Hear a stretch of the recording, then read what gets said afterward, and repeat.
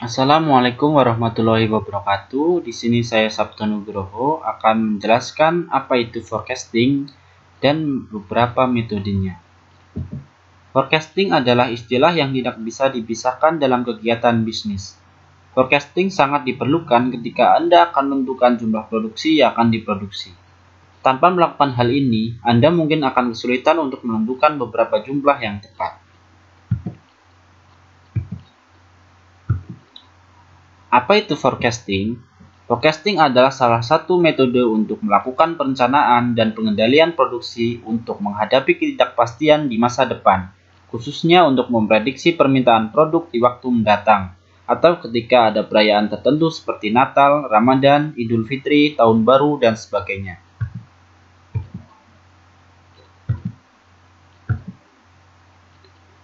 Metode forecasting dibagi menjadi dua, yakni metode kualitatif dan kuantitatif. Cara kualitatif dilakukan dengan berdasarkan pendapat dan analisis deskriptif, sementara cara kuantitatif dilakukan dengan berdasarkan hitungan matematis. Berikut ini adalah beberapa metode kuantitatif yang paling sering digunakan. Yang pertama adalah time series. Metode time series atau deret waktu adalah metode prediksi yang didasarkan pada data-data masa lampau suatu variabel dan atau kesalahan di masa lalu yang berurutan menurut waktu, misal hari, minggu, bulan, dan tahun. Ada dua alat analisis untuk menggunakan metode time series ini, yaitu pemulusan atau smoothing dan dekomposisi atau decomposition. Smoothing berdasarkan prediksinya dengan prinsip rata-rata dari kesalahan masa lalu atau averaging smoothing past error.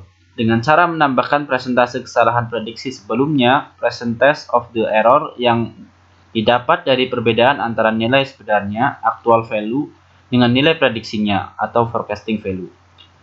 Decomposition berdasarkan prediksinya dengan membagi data time series menjadi beberapa komponen, seperti tren, siklus, musiman, dan pengaruh random. Kemudian mengkombinasikan prediksi dari komponen-komponen tersebut, kecuali pengaruh random. Yang kedua adalah metode kasual. Metode prediksi kasual adalah suatu metode sebab akibat antara permintaan yang diramalkan dengan variabel-variabel lain yang dianggap berpengaruh. Contoh permintaan akan baju baru mungkin berhubungan dengan banyaknya populasi, pendapatan masyarakat, jenis kelamin, budaya daerah, dan bulan-bulan khusus seperti hari raya, Natal, dan Tahun Baru. Data dari variabel tersebut dikumpulkan dan dianalisis untuk menentukan validitas dan modal peramalan yang diusulkan. Metode ini biasanya digunakan ketika variabel-variabel yang menjadi penyebab sudah diketahui. Yang kedua adalah metode kualitatif. Metode forecasting kualitatif lebih bersifat subjektif daripada metode kuantitatif. Ini dikarenakan metode kualitatif sangat dipengaruhi oleh latar belakang dari seseorang seperti emosi, pendidikan, intuisi, dan sebagainya. Sehingga hasil dari setiap orang kemungkinan besar akan berbeda. Yang pertama adalah metode pasar.